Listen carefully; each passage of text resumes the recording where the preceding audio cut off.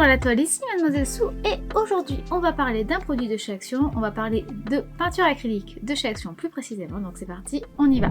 Ça fait déjà un petit bout de temps que je n'ai pas parlé de chez Action et puis du coup je me suis dit que c'était peut-être temps d'y revenir et surtout dernièrement je suis tombée sur un lot de peinture acrylique de chez Avec Créatif que j'avais pas vu, donc c'est vraiment quelque chose de tout nouveau pour moi, donc je me suis dit bah allez, on va tenter, on sait qu'avec l'acrylique c'est toujours un peu qui tout double, mais bon.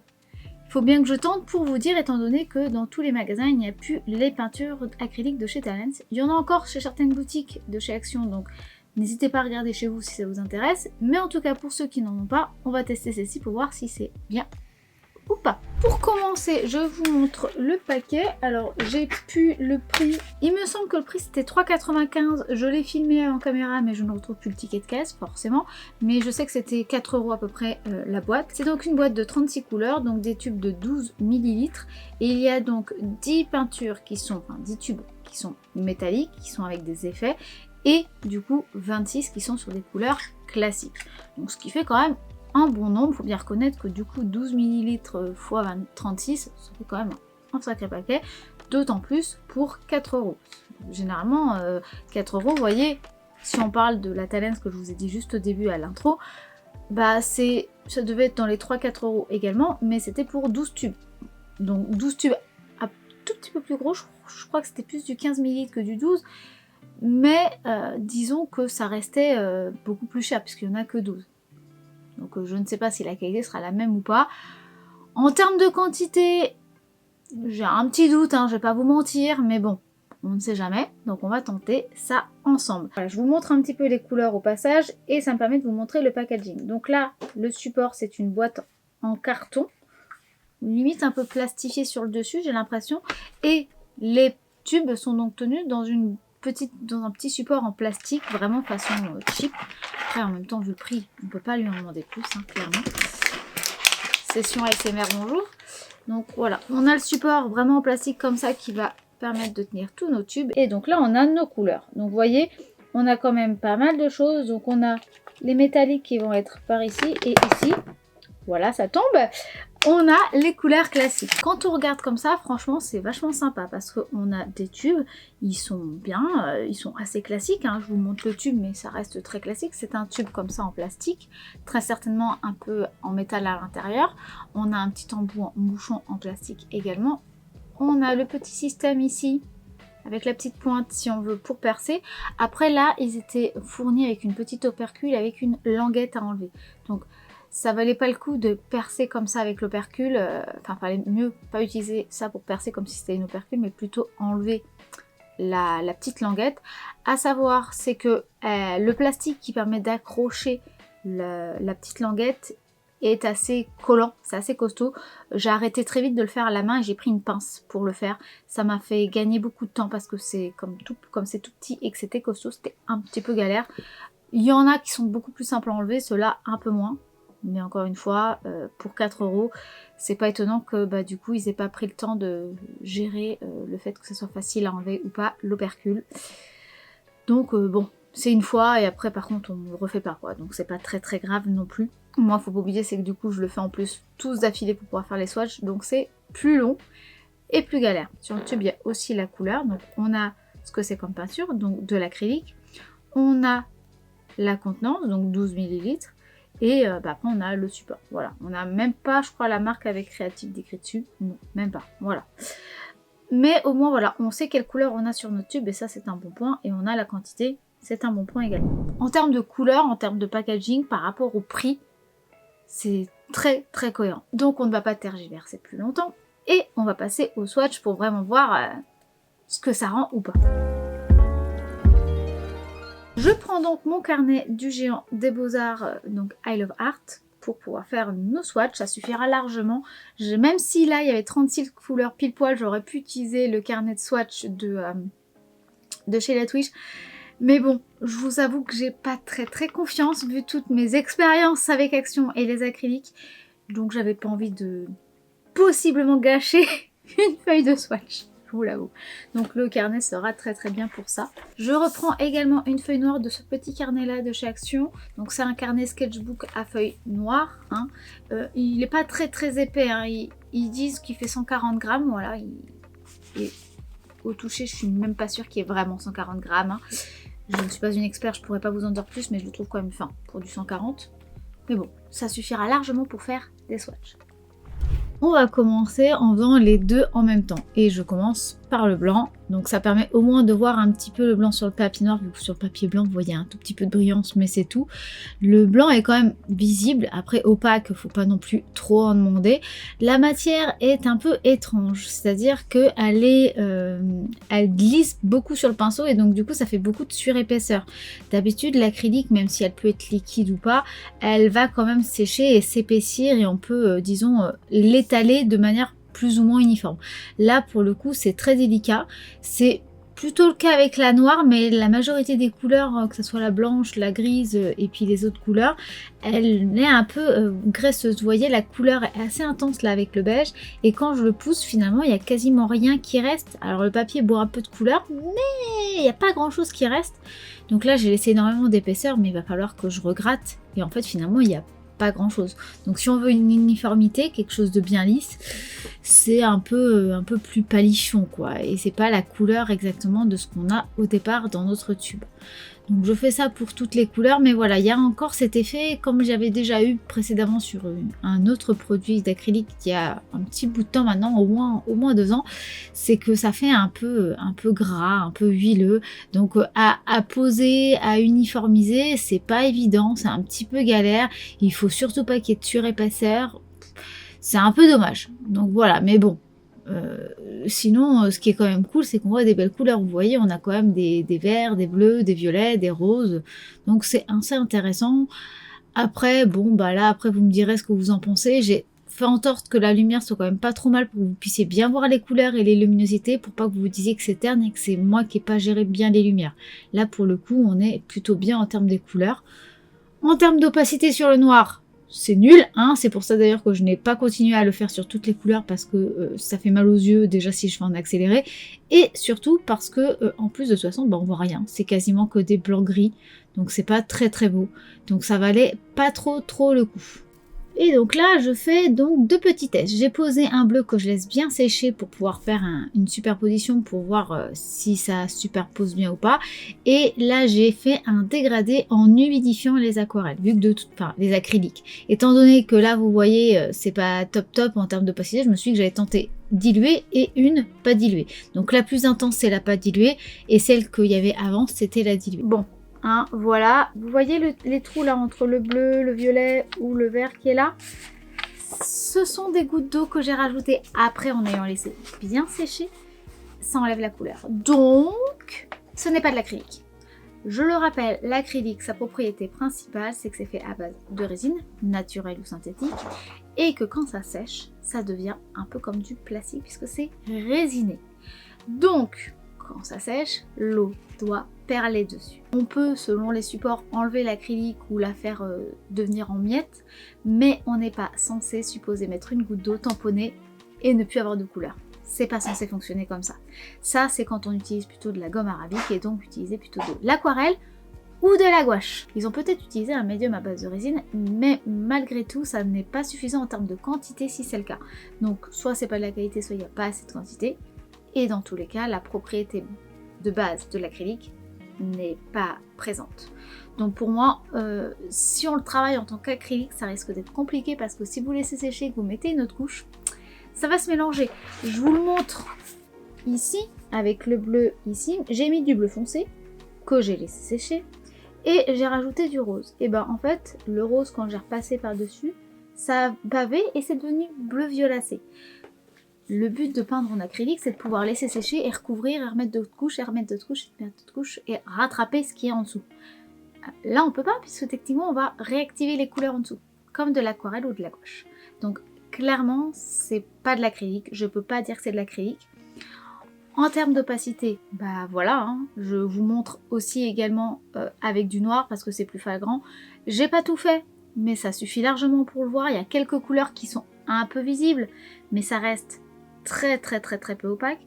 Après, pour les irisés métalliques, on a des métalliques qui ont plusieurs nuances. Ce qui est cool, en fait, limite, les nacres qu'ils ont utilisés là, j'ai envie de dire pourquoi c'est pas ça qu'ils n'utilisent pas dans leurs aquarelles. Parce que ça aurait été génial. Là, pour le coup, c'est pas que de l'argenté. Donc, bon. Mais ça, c'est un autre sujet. Je vous ai dit les défauts. Maintenant, je vais vous dire ce que je peux trouver de positif dans cette peinture. C'est des jolies couleurs. On peut pas le nier, ce sont de jolies couleurs. Le papier absorbe quand même pas mal le pigment, donc on a quand même des couleurs vibrantes. Pas opaques, mais vibrantes. On peut également la travailler un peu comme de l'aquarelle sur le moment et donc faire des dégradés. Donc on peut quand même faire des effets, on peut quand même la travailler, mais ça va être délicat parce qu'il va falloir jongler entre l'épaisseur pour enlever la surépaisseur, mais en laisser suffisamment pour avoir de la couleur, et en même temps pouvoir avoir des effets un peu d'aquarelle, mais ça réagira pas 100% comme de l'aquarelle. Mais ça peut s'utiliser, c'est moins pire que celle que j'avais pu tester il y a quelques années, 2 ans, 3 ans, où alors là c'était vraiment dramatique. Même s'il y a un peu de ça. Selon certains tubes, on a vraiment le côté où ça fait un peu comme du beurre ou de l'huile et qu'on pose, et on a beau passer le pinceau, et ça glisse, et il n'y a quasiment rien qui se pose. Mais l'avantage c'est que là ça a l'air d'être un petit peu plus pigmenté, et donc du coup le pigment reste accroché au papier même si on enlève le surplus de couleur. Donc ça a l'air d'être un peu plus qualitatif que ce que j'avais pu tester, mais ça reste franchement déjà là rien qu'avec les swatchs, pas ouf, hein, faut bien que je vous le dise.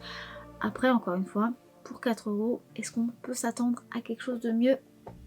C'est compliqué, d'autant plus avec 36 couleurs. Mais enfin bon, on va passer à une illustration pour essayer vraiment de le travailler dans le vif du sujet, pour voir si on peut en faire quelque chose ou pas. Je vais faire une illustration de Moudeng, parce qu'on la voit partout. Moudeng, si vous ne connaissez pas, c'est une petite hippopotame qu'on voit partout sur les réseaux sociaux. Mon mari n'arrête pas de me montrer des vidéos d'elle. Elle est partout, elle est super mignonne, donc je me suis dit que j'allais faire comme tout le monde et que j'allais la dessiner. Voilà. Et par contre, j'ai envie de mettre beaucoup plus de couleurs dans mes créatures, dans mes animaux, mes personnages, et mettre des choses un peu moins réalistes. Donc on va partir sur des couleurs un peu plus punchy.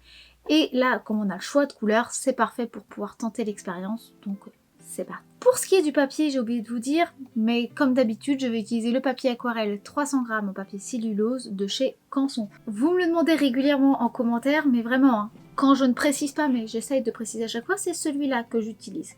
Donc c'est vraiment ce carnet-là. Première chose, comme d'habitude, je me répète, mais je tends mon illustration parce que du coup, je vais peut-être faire un fond, je ne sais pas encore. Comme c'est de l'acrylique, j'ai aussi pris une palette en céramique. Vous pouvez prendre une assiette, hein, vous embêtez pas. Moi, ça me permet justement de pouvoir mettre une couleur dans chaque creux. C'est pratique pour pas mélanger trop ces couleurs. J'ai également gommé avec une gomme mi-teint pour enlever le surplus de carbone parce que vous avez vu que l'acrylique, elle est de très peu bonne opacité, donc on va voir le crayon papier visible, donc il fallait à tous les coups que j'enlève le surplus, donc c'est ce que j'ai fait. Et là je suis en train de poser mes lumières et je vais vraiment travailler comme une aquarelle, vu que c'est pas opaque, vu qu'en plus là comme vous pouvez le voir il y a une sorte de matière sur épaisseur qui est pas ouf, et vous voyez quand j'étire c'est pas du tout la même teinte, et encore moins quand après je tamponne avec un sopalin pour enlever le surplus de matière ou d'eau. Là c'était plutôt de la matière, mais c'est vrai qu'avec le jaune j'avais mis de l'eau volontairement pour diluer. Donc voilà, il faut vraiment le jouer plus comme une aquarelle je pense que comme une acrylique. Donc j'ai posé mon clair, ma lumière jaune, ma couleur de transition même si elle a l'air plus claire pour le moment. Et je pose maintenant mes teintes médium. Donc j'ai fait le jaune, j'ai mis entre le jaune et le violet du orange et pêche parce qu'on ne mélange pas du jaune et du violet ensemble, sinon on va rendre les teintes marronnées. Si c'est ce qu'on veut, on peut, mais là c'est pas le but. Le but c'est d'avoir des couleurs vibrantes, pas du tout ternes. Et je vais vraiment y aller petit à petit en rajoutant de l'intensité. Donc je rajoute du violet, je vais rajouter du orange pour amener des ombrages, je vais ramener un peu plus de rose et pêche, et je vais y aller voilà, zone après zone. Je laisse sécher une zone, je m'attaque à une autre, et je rajoute de l'intensité pour justement foncer, parce que de toute façon vous avez bien pu voir qu'on peut pas non plus y aller trop d'un coup, on est obligé d'y aller couche par couche. Donc j'ai fait une base pour le corps de notre petit hippopotame, et là je m'attaque à sa bouche. Donc comme la bouche elle va être beaucoup plus dans des teintes chaudes, donc je mets beaucoup plus d'orange, quasiment pas de violet, je mets du rose, Et pour avoir un peu de foncé, je vais mettre plutôt du violine, des choses violettes, mais qui vont être plus vers le rouge, vers le magenta, que vers le violet qui tire vers le bleu. En fait, je vais essayer d'opposer du coup la bouche qui va être chaude dans les violets et le corps qui va plutôt être froid. Et ce sera juste les lumières qui seront chaudes en fait. J'ai rajouté tout de suite un peu de foncé au niveau des yeux en mettant une surépaisseur, donc je vais la laisser sécher bien avant de continuer, mais au moins ça permet d'avoir quelque chose d'intense parce que j'en pouvais plus de ces yeux blancs, ça me dérangeait énormément. Mais par contre, si je mets une épaisseur, comme c'est pas du tout lisse, il faut vraiment pas que j'y touche, donc on n'y touche pas. Et je me suis donc attaquée à la main, et c'est pareil, la main, du coup, pour qu'elle soit en contraste avec le corps de Mudeng, je l'ai mise plutôt dans les roses violacés, comme la bouche, pour que le corps soit vraiment différent. Là, ça reste encore assez proche, mais comme vous avez pu voir là où je suis en train de continuer, j'ai mis un violet beaucoup plus bleu. J'ai même mélangé mon violet avec du bleu pour le faire beaucoup plus bleuté. Et je rajoute ensuite un petit peu de rosé pour faire encore une fois un dégradé, pour que ça soit pas trop violet-jaune quand je fais mon dégradé, pour pas que ça grise. Et ça me permet d'avoir un contraste entre ma main, mon hippopotame et la bouche de l'hippopotame. Donc voilà, et par contre, j'ai du mal à flouter à 100%, il y a quand même de la super épaisseur, donc c'est dur d'amener beaucoup de contraste, donc je suis vraiment obligée d'y aller petit à petit. Et là, c'est pareil, j'essaie de prendre le jaune le plus pur possible et de l'étaler. Je ramène du bleu et je l'étale, mais je suis obligée d'y aller par couche et d'y aller petit à petit, ce qui est assez long. J'ai laissé sécher, je pense que de toute façon, je pourrais pas trop aller beaucoup plus loin que ça pour les détails. Et donc du coup, je vais faire mon fond. Et donc là, je prends un bleu clair pour essayer de faire un contraste, mais pas trop marqué non plus. J'ai déjà utilisé du jaune, du rose, du orange, du violet. Donc je me suis dit que le bleu, ça restait proche, mais en prenant un clair, ça va permettre d'avoir un petit contraste quand même. Et je le prends pur. Je ne mets pas d'eau, mon pinceau avait bien séché. Et j'ai étiré, ça a bavé, je suis un petit peu dégoûtée. Mais c'est ainsi. Donc là, on a notre petite Mudeng. J'ai vraiment essayé de le faire façon aquarelle. Donc du coup ça m'a permis de pouvoir amener des nuances. J'ai réussi quand même à avoir des teintes un peu foncées avec les teintes de bleu, de noir. Donc j'ai quand même pu foncer et amener quand même du contraste. Car là il n'y a que l'aquarelle. J'ai vraiment voulu m'arrêter là pour vous montrer ce qu'on fait avec l'aquarelle. Et enfin, lapsus révélateur avec l'acrylique, mais j'ai vraiment utilisé que l'acrylique, justement pour voir jusqu'où on pouvait aller avec uniquement ça, sans crayon, sans feutre, sans rien du tout. Donc on peut avoir quand même des choses. Maintenant, c'est pas le plus évident, clairement, vous pourrez avoir un meilleur résultat avec de l'aquarelle de qualité ou avec de l'acrylique de qualité, je vous mens pas, c'est juste que on peut s'en sortir. C'est juste parce qu'elle est plus évident. Donc si vous débutez, vous allez avoir du mal. Je vous le dis tout de suite. Mais je suis quand même contente, c'est-à-dire qu'on peut quand même obtenir des choses avec. Donc c'est quand même un bon point. Mon avis, je vais pas vous mentir, mon avis il est pas très positif. C'est-à-dire que l'acrylique, c'en est pas.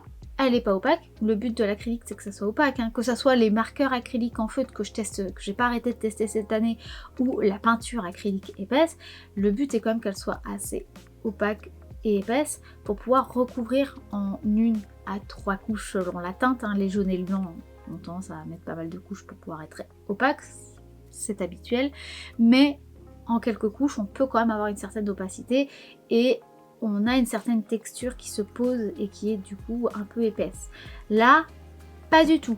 Elle est censée être imperméable. Là, pas du tout. Donc effectivement, c'est un petit peu délicat du coup à travailler parce que malgré tout, elle s'enlève pas à 100%. Donc du coup, c'est moins bien que de l'aquarelle. Mais elle se réactive comme de l'aquarelle. Donc du coup, c'est pas évident si on veut la travailler comme de l'acrylique. Donc c'est un entre-deux qui est un peu bizarre et comme je vous disais, la matière est pas, selon les tubes, vraiment pas agréable à travailler. Donc là, mon avis, il est assez mitigé. Si vous voulez pour les métalliques, pour amener des nuances pailletées, etc., pourquoi pas. Maintenant, on a déjà des aquarelles nacrées qui sont très bien par rapport à la qualité de celle-là, j'entends.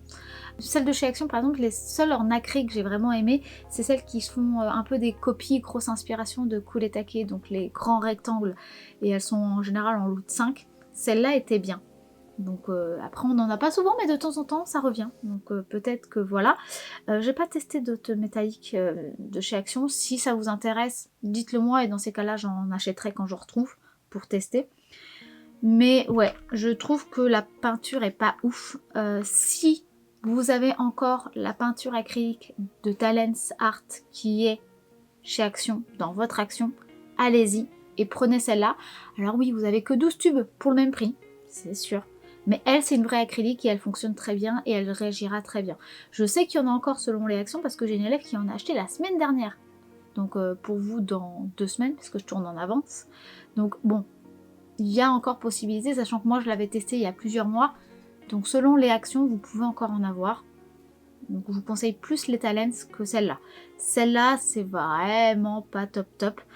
Même les Van Blazewick, que j'aime pas non plus, enfin, que j'aime pas trop, mais finalement en retestant, je trouve qu'ils ont amélioré la formule, sera meilleure que celle-là. Celle-là est vraiment moyenne. Ça, vraiment ça, je vous le conseille plus si vous voulez patouiller, enfin faire des expériences artistiques d'art plastique, pour faire des choses, des trucs un peu rigolos, pour faire des trucs avec des enfants ou pour vous amuser. Mais si vous voulez faire du dessin ou du coloriage avec de l'acrylique ou de la personnalisation d'objets, non. Clairement, si vous voulez, vous savez faire ce que je vous ai parlé il y a quelques semaines, donc par exemple faire de la peinture sur feuille ou faire de la décoration comme ça, mais pas avec des marqueurs, mais avec de la peinture, celle-là, elle ira pas du tout. Ne cherchez même pas. Celle-là, je pense qu'en dehors du papier, elle ne marchera nulle part. L'acrylique est censé aller sur plein de supports, mais là, elle, en fait, elle n'est pas du tout opaque, et du coup, ce qui fait qu'elle est pas trop mal, et que j'ai réussi à faire quelque chose de sympa, c'est que le papier boit, et boit le pigment. Mais c'est pas la matière qui prend, c'est vraiment le pigment. Donc, à part sur le papier, sincèrement, je pense que vous ne pourrez pas vous en servir, et comme je disais, c'est que c'est pas fou. Donc, pour des petits trucs d'art plastique sur du papier, pour des enfants, oui. En dehors de ces deux techniques-là, non. Que peut-on attendre d'un produit aussi peu cher? On peut pas trop leur en demander non plus, mais sincèrement, à un moment, donner des produits pas chers pour donner des produits, c'est donner un faux espoir en fait et gâcher du produit et de l'argent, et je suis pas du tout contente pour ça par contre. Vous voyez, ils avaient fait ça il y a quelques temps, alors c'est pas avec Creative, c'est Decotime, c'est vrai, mais ils avaient fait des feutres acryliques et eux ils sont super et ils fonctionnent encore.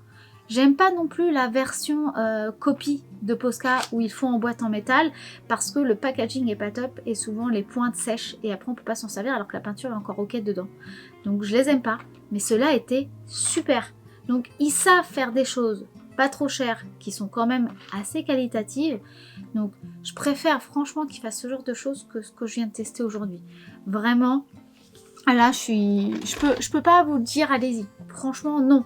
Si vraiment vous voulez patouiller, etc., que vous voulez plein de couleurs avec des enfants ou pour une activité artistique un peu ludique, oui, ça reviendra moins cher. Si c'est pour pas grand chose, oui.